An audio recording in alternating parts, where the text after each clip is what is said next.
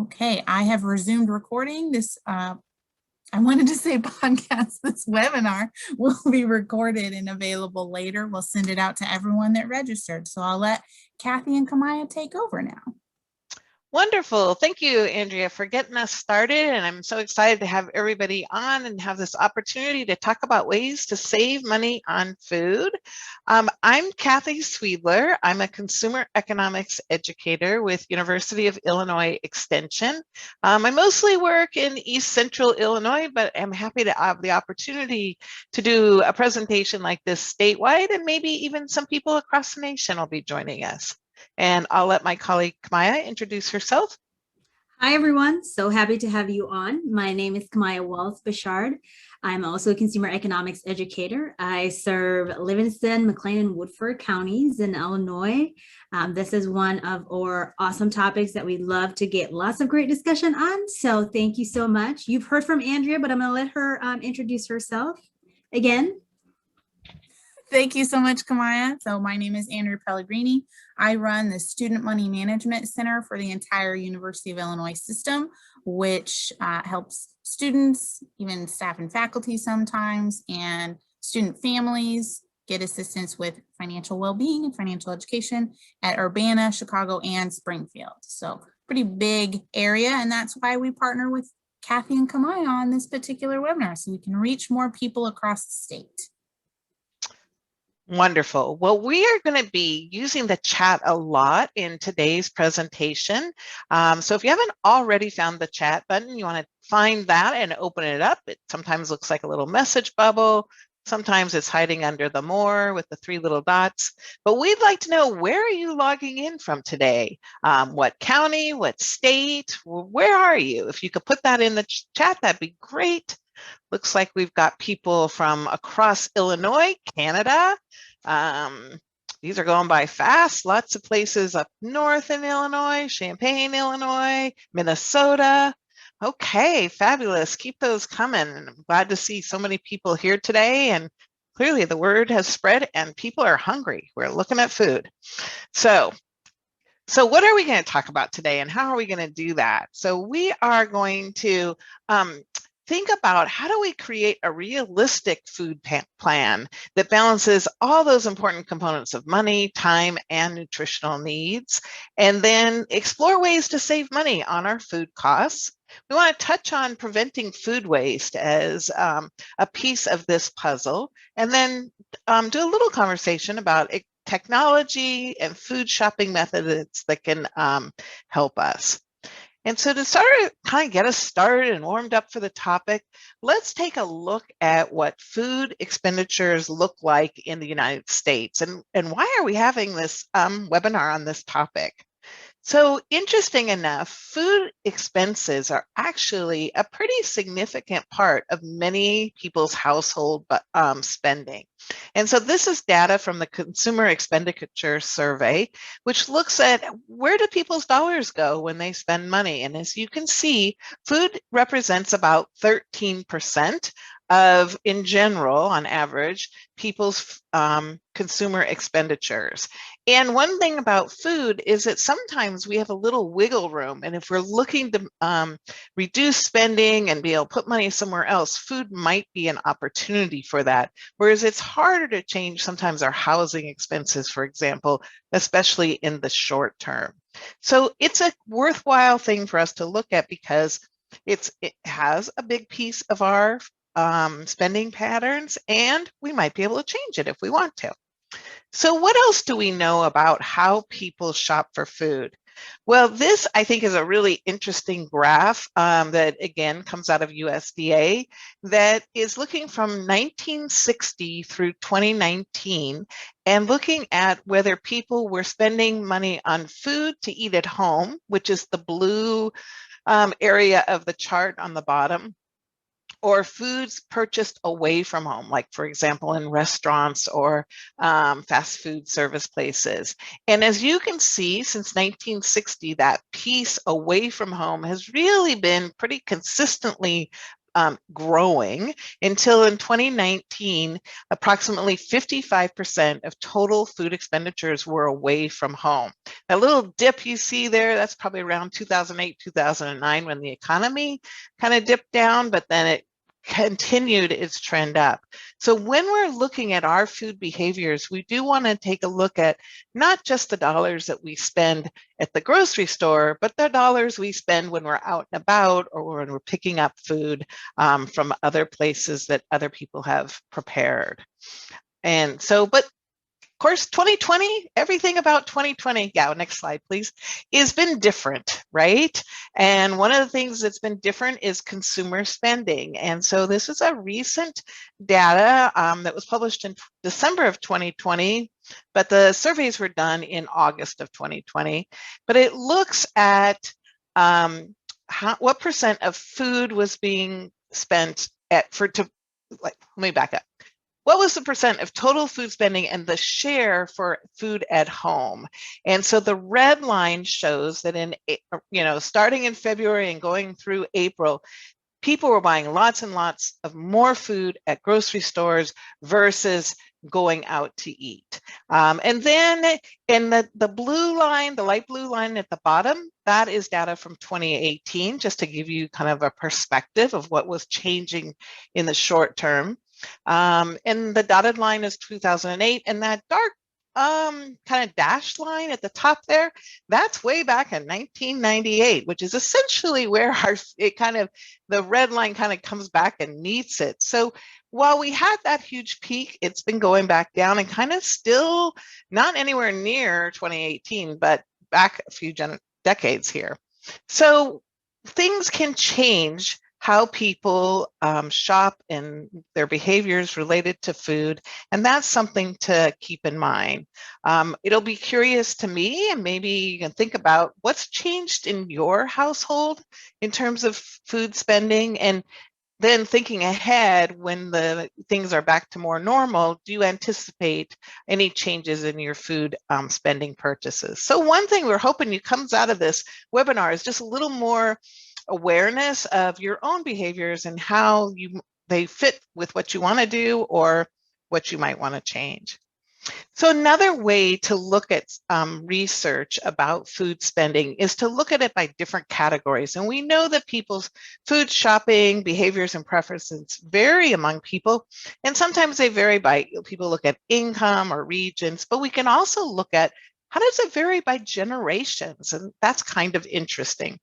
So many of you are already familiar that generations have been defined by the millennials versus the Gen Xers versus baby boomers versus traditionalists. But you can kind of probably find yourself based on the age you were born or year you were born in here and see how this all falls out. So again, looking at this data of what's been happening in 2020, we could see that there have been a lot of things that changed because of the pandemic. And some researchers are looking at behaviors that they're calling protective actions or pandemic avoidance actions and behaviors. And many of these relate to food. So in the next slide, we can see that one of those behaviors that researchers are interested in is the behavior of avoided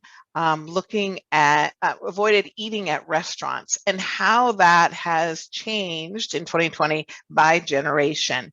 And you can see, and I don't think this is too surprising, that the older generations, the silent generation and the baby boomers, were avoiding restaurants more than the Generation X and the millennials. And so that probably makes sense if we think about people we know.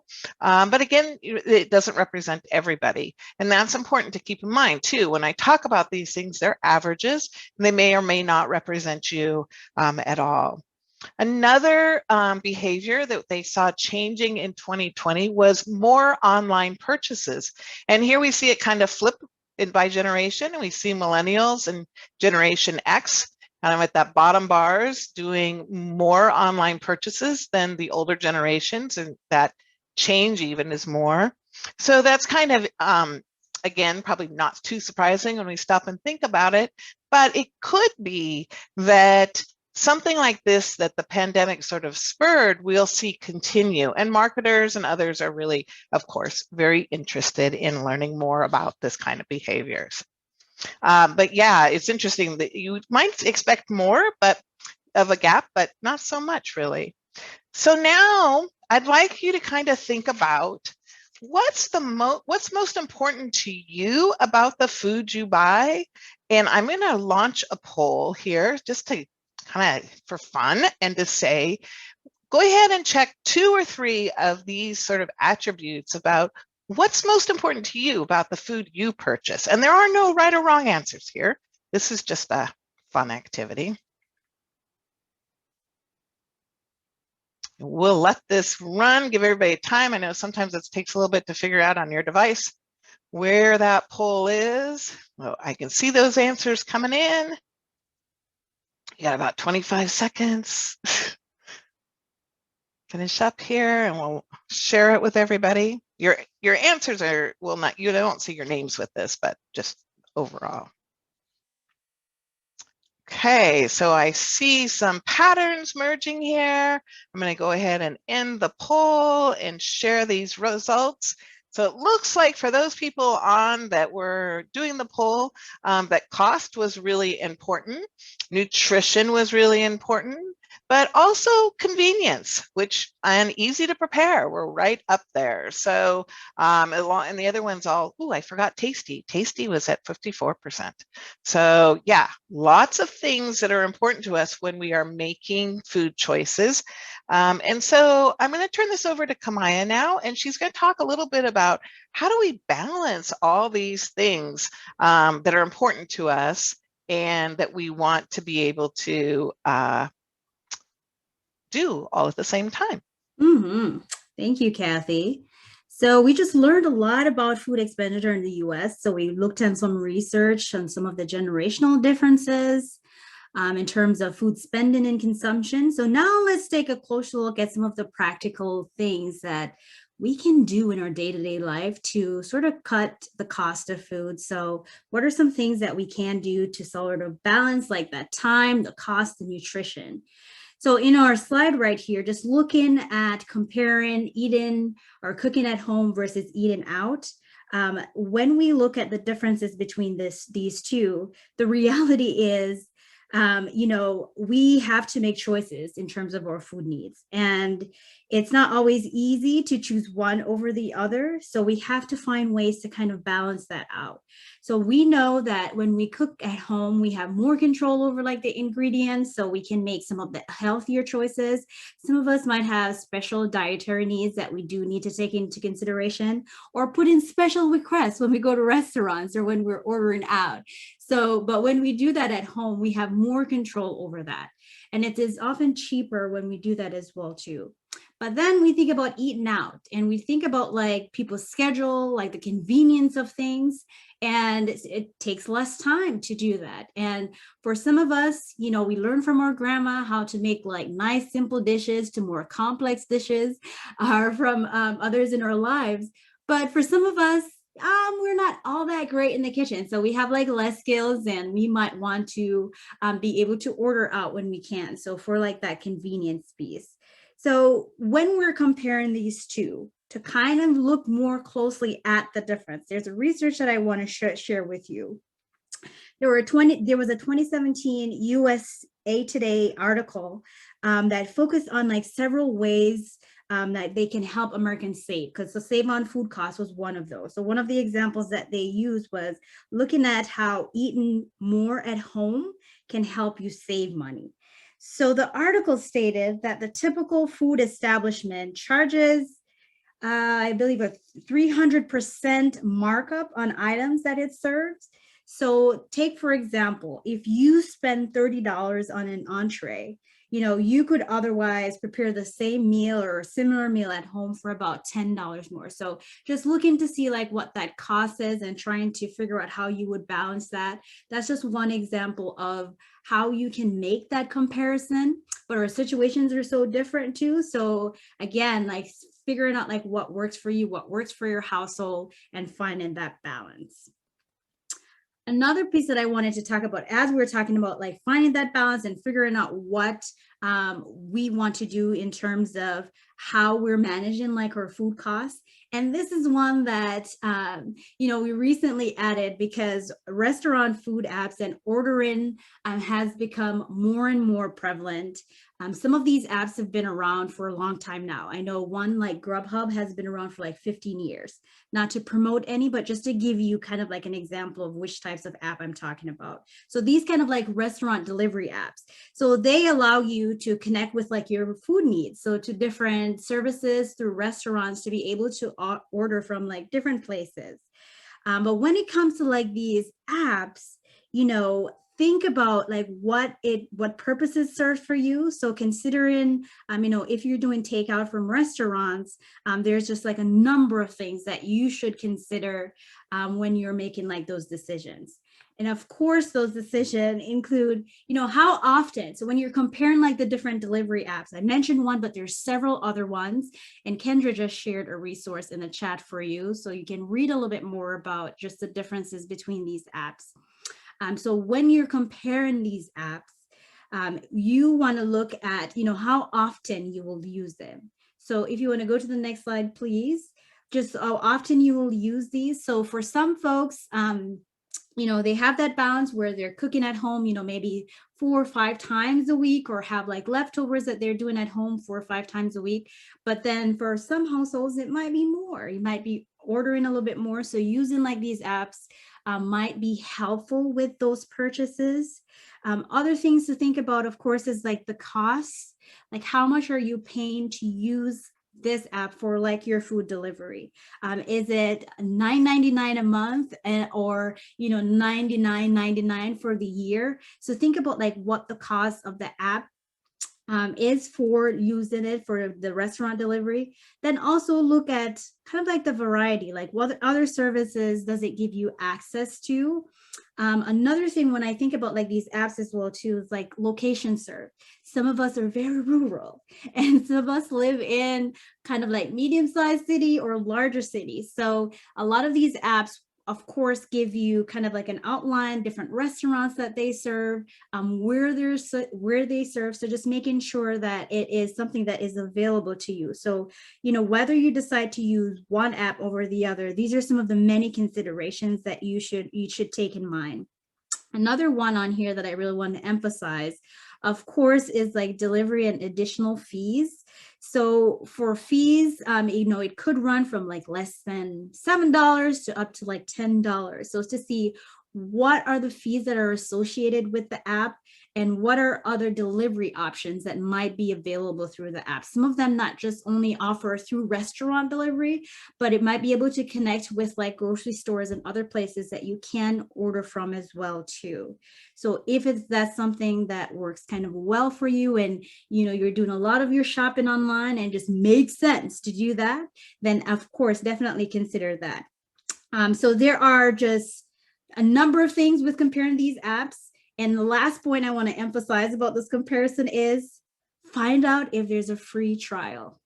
We love free. If we don't have to pay money to test something out just to see how it works and to see what you will eventually pay.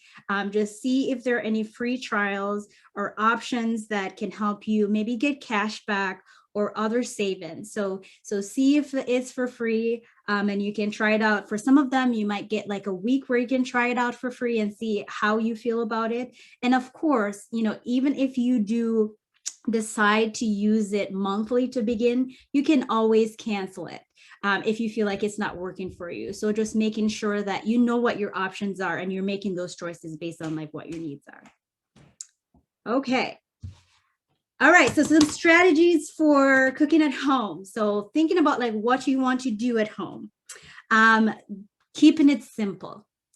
Just to share a personal story, I remember when my partner and I first started dating, like his go-to dish was some boiled noodles and some chicken seared on the pan. So it was like 4 ingredients that he used and he thought he was cooking great and it tasted great at the time. his style has evolved right now. He makes lots of different types of meals. But when we started out, we're in grad school, just thinking about like what we had available for us. We made a lot of simple dishes. So think about like different things that might have, less ingredients that you can use that just works well for you and make it a little bit easier. Thinking about some things that you make. So there's some things that you might make that is just hard to make a small pot of it. So it's all to make it's hard to make like even like soups or chili. Even if you want to make just a little bit, it always ends up feels like it's growing as you're cooking it. So making things that of course are easy to freeze. You can have them in your freezer for up to a certain period of time.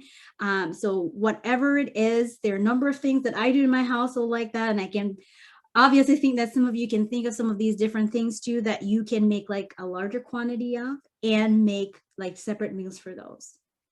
The other piece, of course, is like stocking up, even like with things like non-perishables, like what are some of the things that can stay on your shelf for a while? And I'll talk about shelf life in a little bit, but what are some of the things that just make sense? What is rice? Where's dry beans? Some of the different things, canned goods that can help with like just having those things that you have right on hand, that if you need to make like a quick meal, whether it's lunch or dinner, that you do have that available. So in addition to like these strategies to cook at home, there are a number of things when it comes to like shopping for groceries, and that has changed over time. So for some of us, we still love going in, looking through like just the different coupons to see what like our favorite grocery stores have for us. And for some of us, it's a move to more online. And I know Seisha has done some wonderful information with like shopping online. It's on our Plan Well, Retire Well blog. So not just a little bit of promotion there, but we have focused a lot too on, just the move to more shopping online. But we know from research that there's some things that have proven to work in terms of our shopping. So research shows that when we use kind of like a shopping list, we end up spending less when we go to the grocery store. So if we don't have one, we'll probably end up spending more. So having like a list can help reduce like that impulsive spending or that impulse buy that we might make at the store. And I know sometimes this is hard, and your list doesn't have to be on a piece of paper or a sticky note or a long piece of paper like my mom used to do. There are different apps, and we'll talk more about apps toward the end, that you can use to organize like your shopping trips.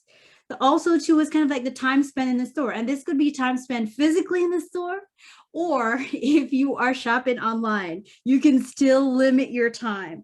Know thyself. I feel like we should know yourself and to think more about when you're shopping, just making sure that you give yourself the right amount of time that you need to pick up the groceries or the other things that you need that's on your list. Another one that we love to talk about is don't shop hungry. This is hard sometimes when you're getting home, whether it's from work or from other things, and you're like, I have to pick this stuff up. I know I'm starving, but I have to pick this stuff up.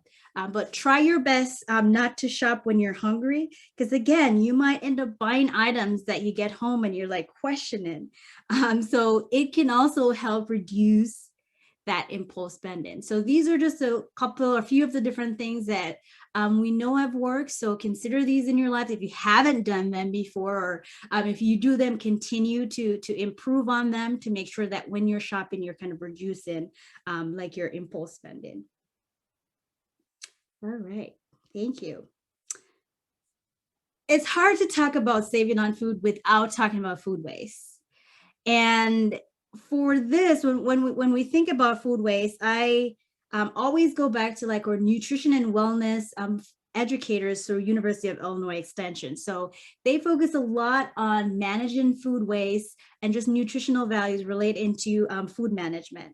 And so when I think about food waste, this becomes a very important component of managing our spending and lowering the cost to us each month, or however often you do shop for food.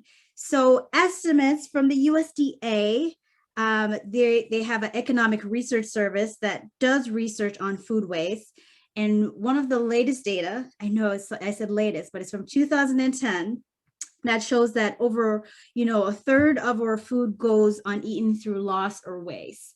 And even checking on their website this week, like this is the most updated information they have, and it shows additional things that they do year to year to help reduce food waste. But just to let you know that with this estimate, this is kind of like the updated information that we do have on that. So this percentage of food loss is kind of due not just to consumer behaviors, but also through retail. So they explained that the percentage of food loss is at kind of like the retail and consumer levels. And so there's an estimate of over 133 billion pounds of food that goes to waste, and 161 billion worth of dollars worth in 2010. So think about like that food loss. So the amount of money that ends up going to waste because of food loss or food waste when they looked at this research. So just wanted to touch a little bit on that to show you kind of the extent to which food waste affects us all, affects us nationally, and just to let you know that there are a number of national efforts to help reduce that.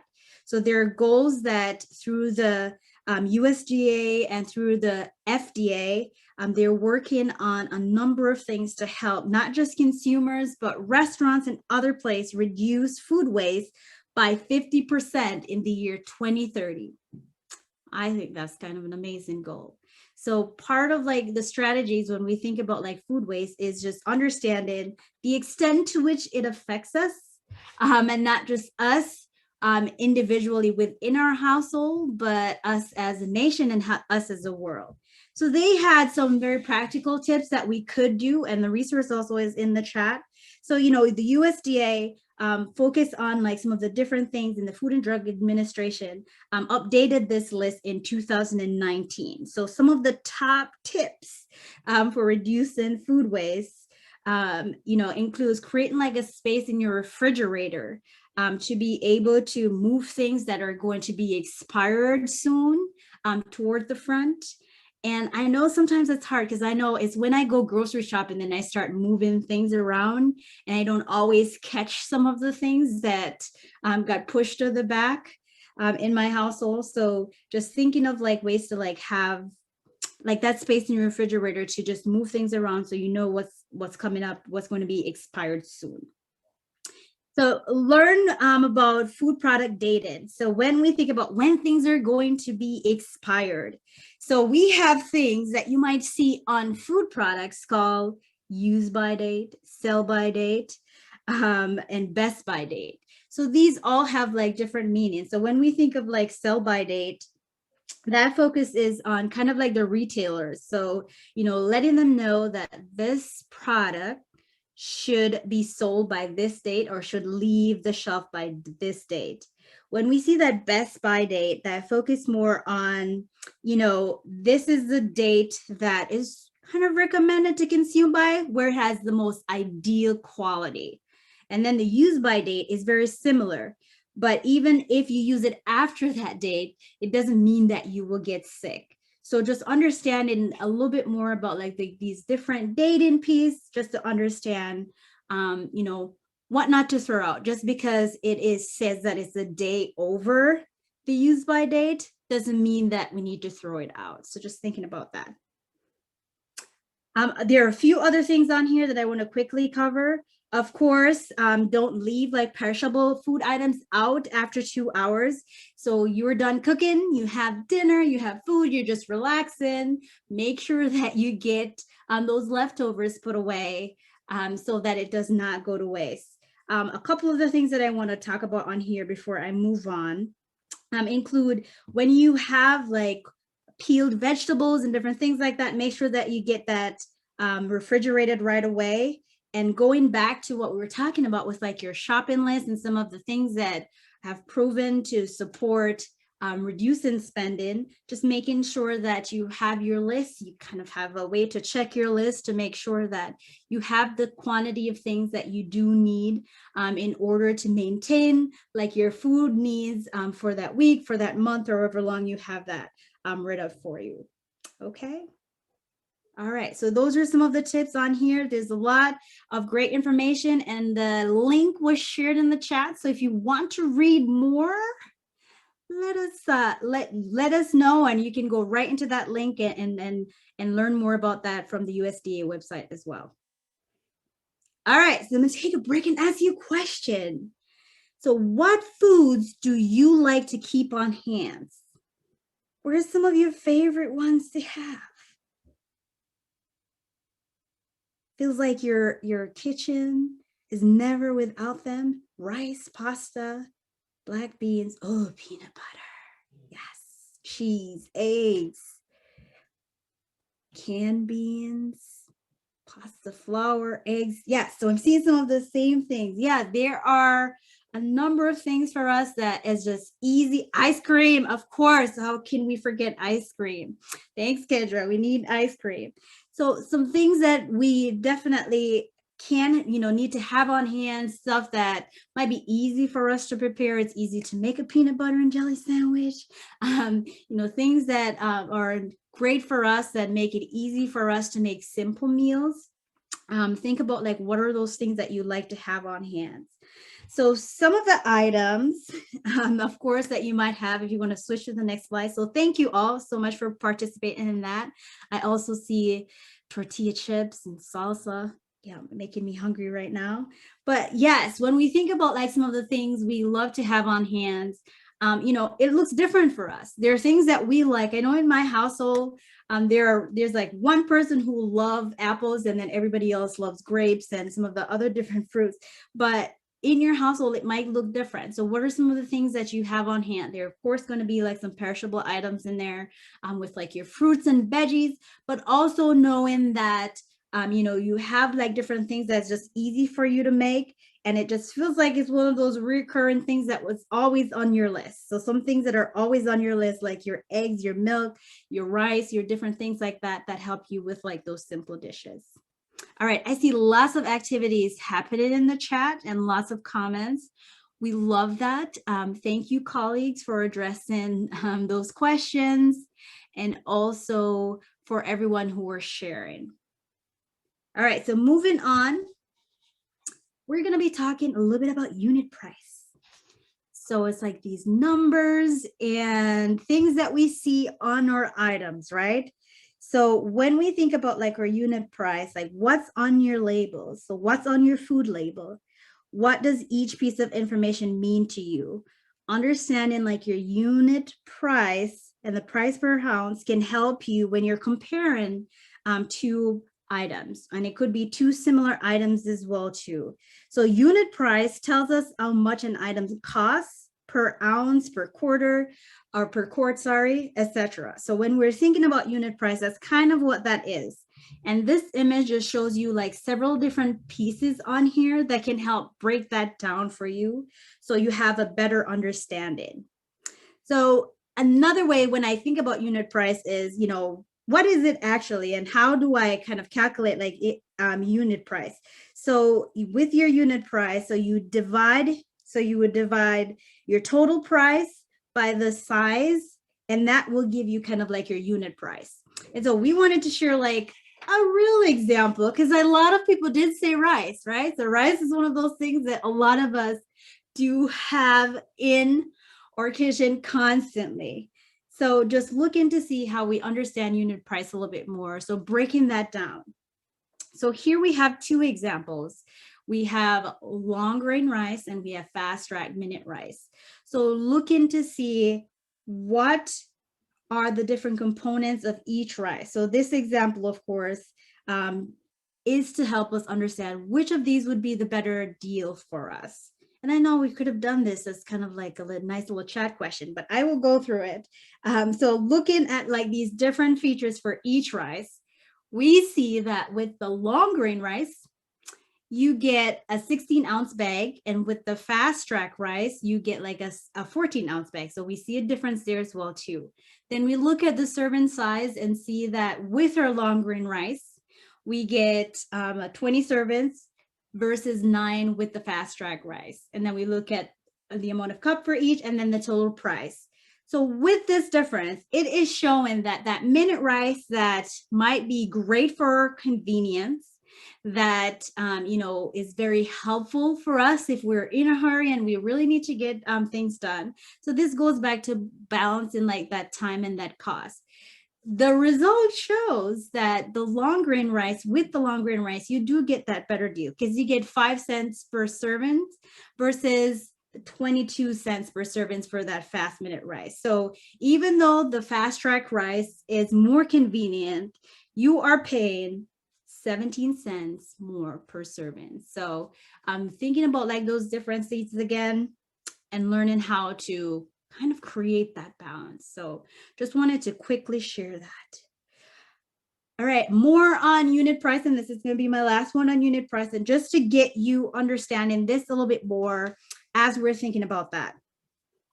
So units look different, and sometimes you might need to compare the cost per serving rather than the cost per ounce. So with that, looking at like different foods. So for example, in our example that we have here, considering like apple as a serving and what the cost of the entire bag is versus the amount of apples that you do have in that bag. So, say for example, in a household where you might have people who prefer one fruit over the other, you're thinking about how much apples you want to buy. So even if you do see like kind of like that deal going on, and apples are kind of expensive when you think about that. So think about like, even if you do find a deal on apples, just making sure that you're buying what you actually need so that it doesn't go to waste. Because every food have like different shelf life, and especially perishables like fruits like apples, they do have a shelf life. And that shelf life is just like the time an item or like a produce remains usable. So, when it's fit to consume, before it starts going bad. So thinking about like what that shelf life is. So when we look at apple, if you have like the apple out on the counter or on the table, that shelf life for that apple is about a week. But if you have it refrigerated, it can last for a few more weeks. So, with shelf life, there are different like estimates when it comes to like managing like the unit price, and understanding that depending on what you're buying, just making sure that you get the right quantity so that you also reduce food waste and you are saving money. Okay, great. Thank you. Now, I love this picture. It looks so fun. I remember those days. I think a lot of us remember these wonderful social days of eating out and having fun. But we can't talk about saving on food without talking about like the social piece when it comes to, how we're managing our food waste and our food costs. So what are some ways to lower the cost when we're eating out?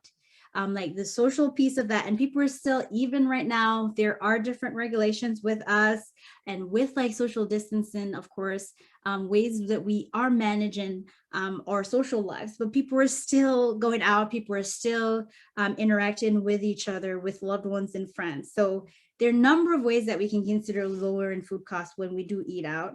So of course, sharing an entree with a partner or a friend can help reduce that cost.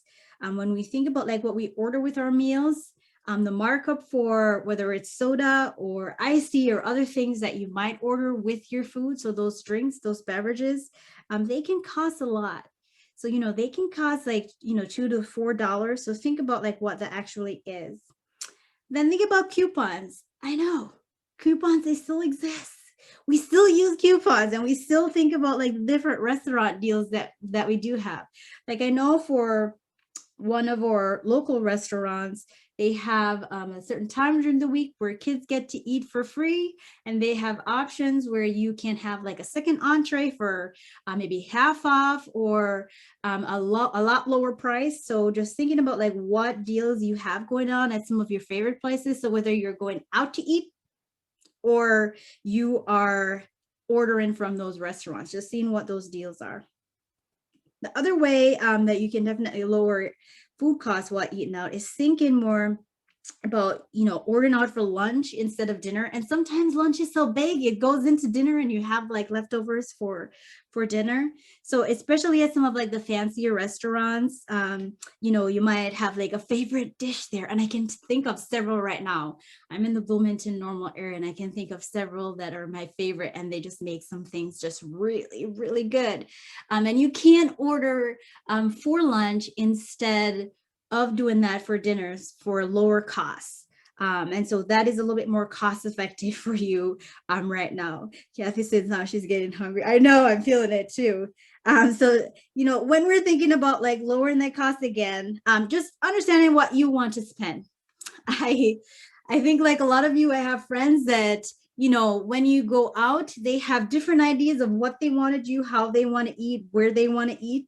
And so for me, I'm always conscious of the amount of money that I do want to spend. How much did I budget?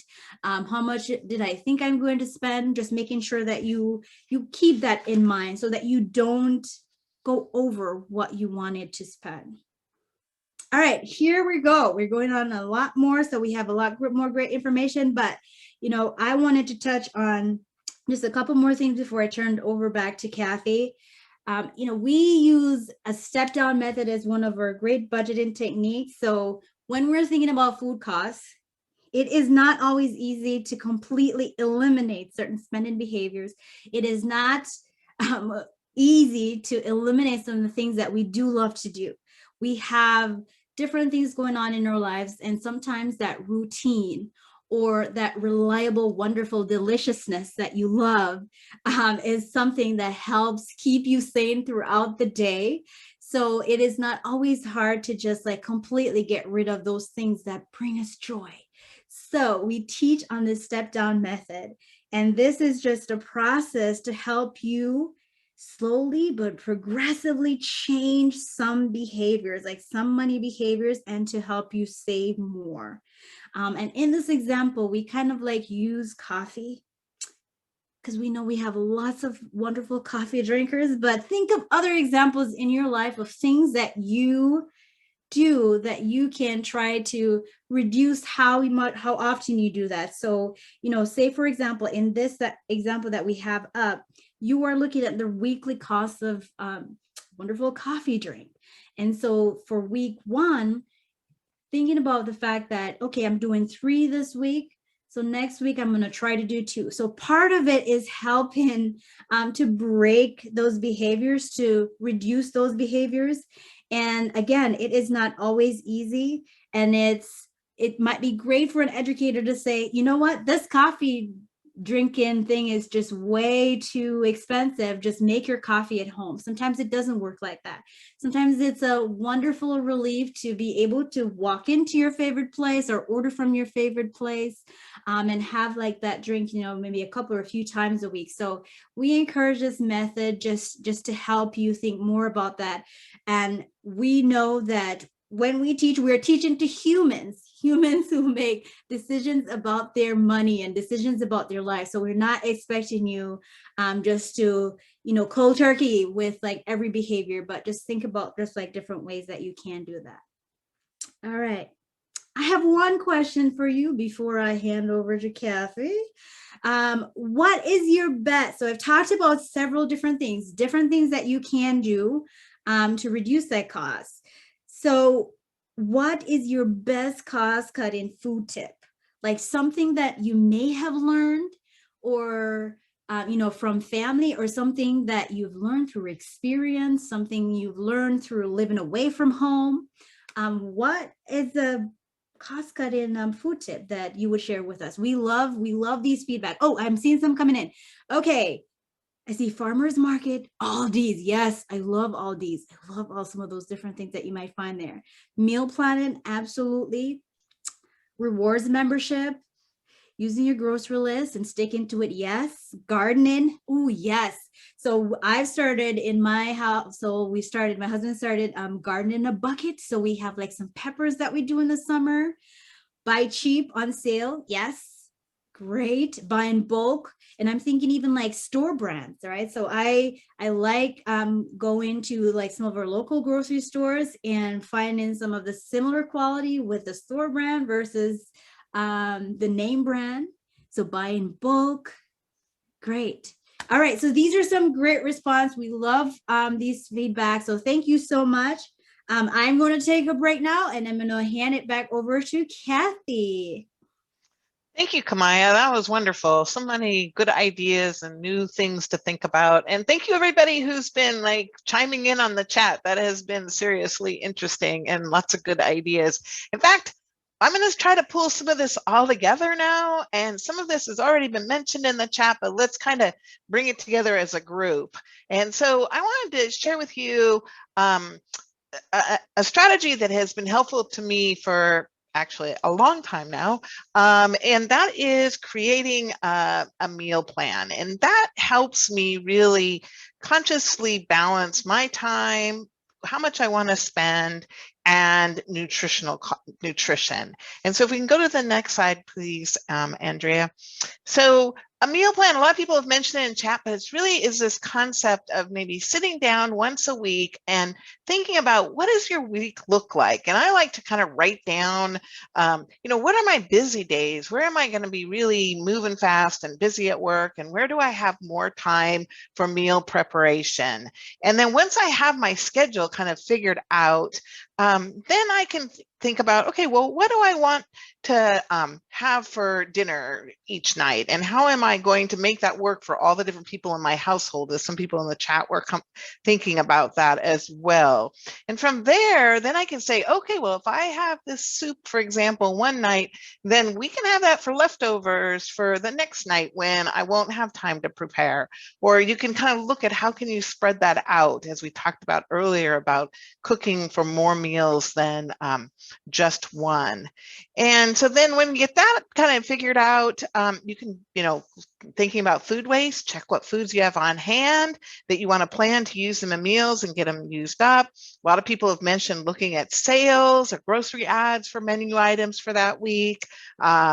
Thinking about healthy foods that you can add in as well. And then once you have that meal plan, you can make your grocery list and keep it there. And I think for me, having a plan, knowing that, okay, Tuesday nights, I was thinking I was going to cook that. When I know I have the ingredients on hand, I'm much more likely to prepare that item than if I'm just sort of wandering around at the end of the day going, what are we going to eat today? Do we have anything? It's just much more tempting at that point to order out for something rather than using food that needs to be perhaps used. So I have really found over the years that creating a meal plan keeps me on track. And it also helps me in the sense that there may be things that you have goals where you want to add in certain kinds of foods. So what we know from many nutritionists that we work with, that adding in produce like vegetables and fruit is an important component that many of us could work towards doing.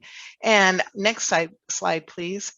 So when you're doing this meal plan, take a step back and look at where are your vegetables and fruits in these meal plans and where can you add them in? Perhaps they can be a main ingredient on some of your days. And then you can kind of look at how are you going to purchase them and what format, depending on the season even, because when it's when there's food locally available, whether it's at your farmer's market or a grocery store, then you often get a better price for it. But at other times, like now, when there's a lot of snow on the ground, we might want to look at things like frozen fruits or canned vegetables that will have less costs and than the fresh things that have to be shipped so far. And I do really want to kind of do a shout out right now for farmers markets, and especially to remind people that often at many of our local farmers market, you can use your SNAP link cards to purchase things at the farmers market. And some of them are even able to give people, $2 of value for $1 off the link card. So keep that in mind and get your veggies and your fruits into your weekly meal plan. There's my little push. All right, so we kind of talking about getting the foods that we like and getting it all planned in, but let's take a little bit more look at that spending piece. Sometimes one of the things we need to do that can really help us is to sit back and really track how much are you spending right now on food, you know, and then I would include those cups of coffee that you stop to pick up, the things where you may grab something when you're out and about, or entertainment, and as well as the food at grocery stores and takeout and restaurants. So really track that and see what are your food patterns and where's your spending going. And then think about, are you comfortable with this? Or are there places that you want to change and set some limits? And decide what those are. Start working towards that using some of the strategies that Kamaya has covered. And then track it again. Is it working? If it's not working, what do you need to do? Compare that, keep working on that until you get to a place where you feel that you have done a good job of balancing your costs, your convenience, and your nutrition. Now, I do know, and going on to our next slide, that it's not always that simple, that a lot of times we just don't have enough money to go around to take care of all our food needs, and that many people are food insecure. And so I just wanted to take this moment to, one, recognize that, and these are hard times for many people, and to also encourage you to reach out to see if there are some resources that can help you. So one resource to be aware of is what's called SNAP, or Supplemental Nutrition Assistance Program, which gives people, the government provides dollars on what we call a link card, like a prepaid card, so that you can buy food using that. And so you may want to check into that if that's not something that you have used before, but would feel like would help you out in these tough times. And then also just to let you know that wherever you are in Illinois, if you dial 211, you'll be connected to an information or referral service that can help you find local resources. So food pantries and things like that, and other services if you need help with rent, other financial services that way. So that's another good resource for us all to be aware of. Recently, University of Illinois Extension has also developed a Find Food Illinois map, and that's on our next slide, which is a community food map. And when you go to this website, you can put in your zip code at just go.illinois.edu, find food IL, and then it will pop up and show you where there are food pantries, where there are school meal sites, where there are grocery stores, farmers markets, things like that, that you may not know about. And so you would want to take this may be a good resource for you to know and to check out. It's pretty new, so we're pretty excited about it, and open to feedback on it. All right, moving right along here. We've been talking a lot about different ways to save money, and I'm not going to go over this again, but if you've got a favorite cost-saving app that you use while you are making your grocery list or checking for coupons, throw it in the chat so we can all take a look at it. Some of us might want to add in some more things to our own personal use. And I want to also kind of restate that if you're looking at trying to prepare more food at home, then you might want to take a look at trying new recipes, okay? And so we can move forward on the slides here. What I have found that as I add in new recipes, that I'm more comfortable cooking at home. And then, it means that I can start controlling things better, like cost and nutrition. And so I want to share with you two websites that I think are really helpful with this. One is choosemyplate.gov, and it talks about, it's from the USDA and it has a lot of nutrition information, but it also has recipes and tools and meal planning things. So really good information if you're kind of like, what next? And another website from University of Illinois Extension is called Eat, Move, Save. Again, has a lot of nice information on it. And I can tell you that I really like their recipes. I know I saw in the chat some people talking about, recipes with 5 ingredients or things you tend to have at home. And I can tell you that, in my opinion, this website has those kinds of recipes and things that my family enjoys. So Woo, we have covered so much, and I think there's been like a whole nother webinar in the chat going with all the good information there as well.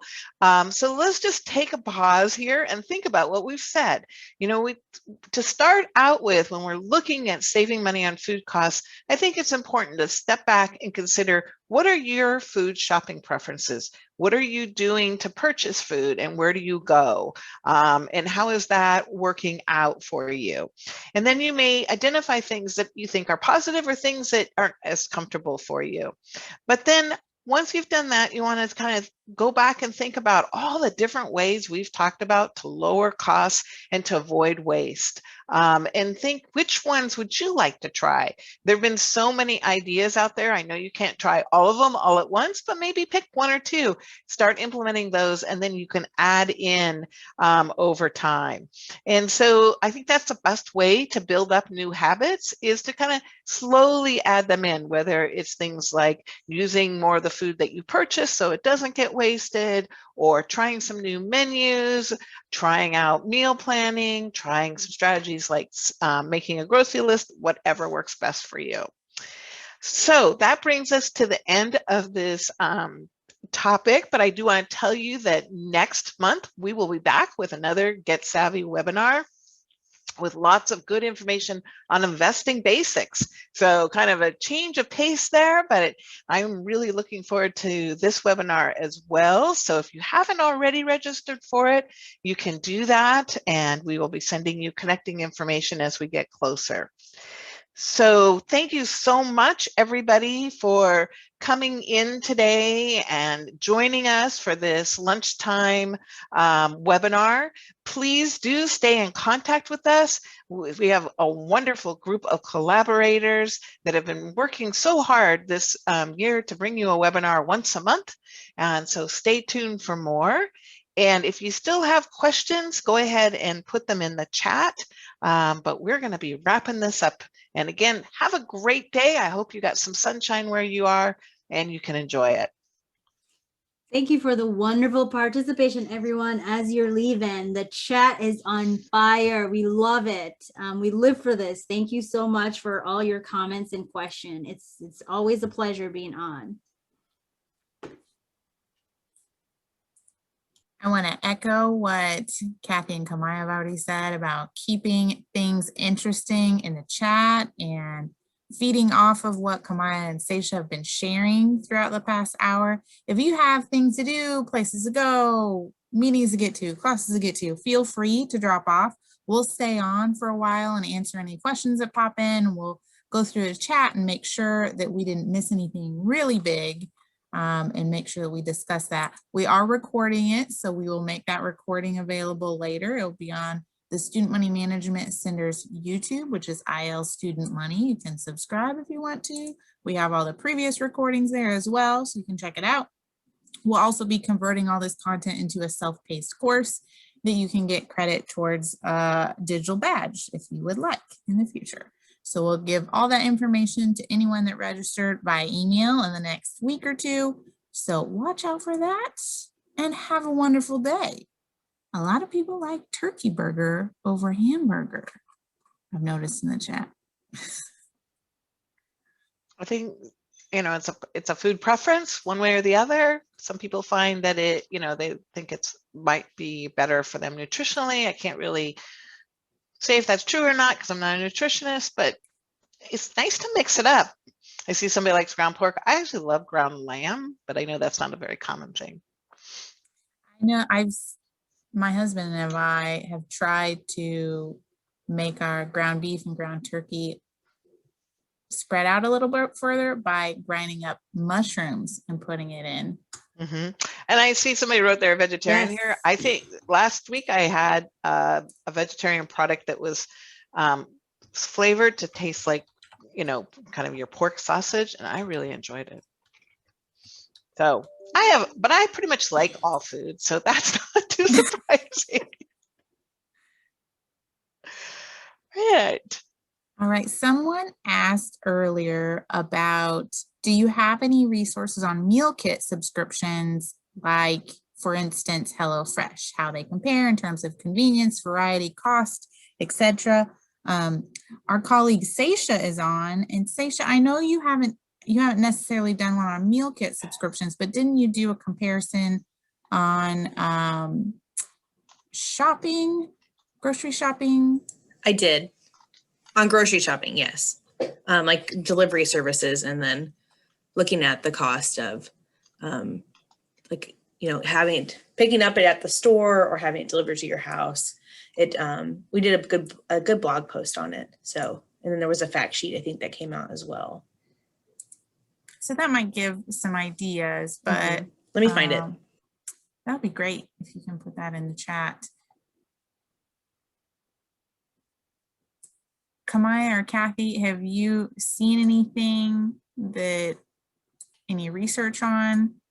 No. Subscription service? Yeah, I not for things like food Yeah. delivery things. I mean, not for what you're talking about. And I think a lot of this is, you know, it'd be nice. Sometimes you'll see those articles, you can Google for things, but you kind of have to decide what's most important to you and what are you looking for, and then, you know, do some comparison shopping around. But it's hard. I don't have anything to add, really. Yeah, I think with food savings in general, there are so many blogs out there, and I know that what we try to do is look for unbiased empirical research when we provide any kind of tips like that, which is much different than a blogger providing a one case study Yes, and perspective. that's why I just don't have anything available Yeah. right now about that. Seisha, I know you were monitoring the chat a lot. Were there any other questions you think we should address that I missed? No, I don't think so. We had an interesting discussion about no thank you bites and all of that. So that was interesting. But other than that, like for little kids, it was pretty hopping, and everyone had good suggestions. And I think this will be a great follow-up email going out in a few days. Well, I'm not seeing too much more in the way of questions, so I know I've stopped recording. Another good tip on how to stretch meat.